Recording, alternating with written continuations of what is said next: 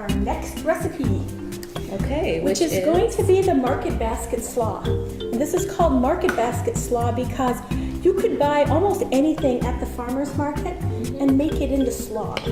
It's my words to live by is when in doubt, make slaw.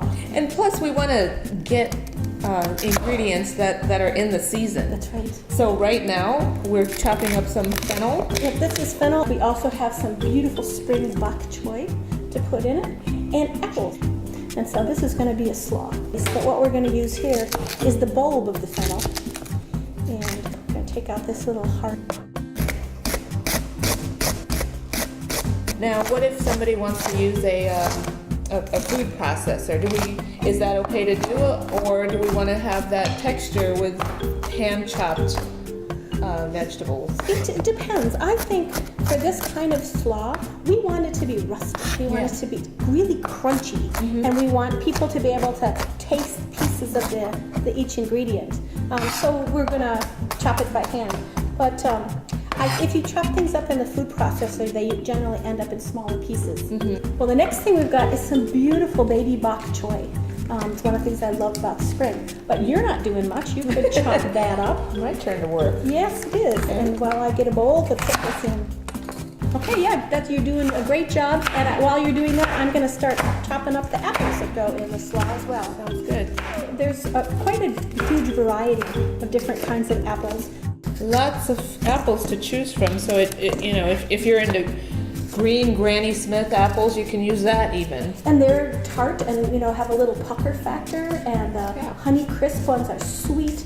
And these are sort of in the middle. These are just sort of your everyday apple, and they're going to make a wonderful contrast of flavor with the anise taste of the fennel and the bok choy.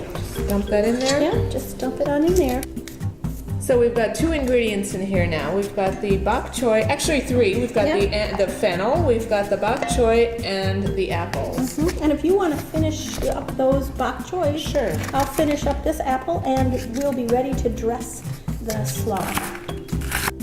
All right, now we're going to put the dressing on here. We'll start with a little bit of real meal, and this is fresh ground pepper. And I think pepper goes really well with any kind of vegetable slaw, so I'm a little heavy on the fresh ground pepper maybe. And then if you don't like pepper, you don't have to add it in, right? No. And you don't have to use the big chunks of fresh ground. Some people don't. I like it personally. This is red wine vinegar, and it's going to give it a wonderful tang. Now, some people add sugar at this point.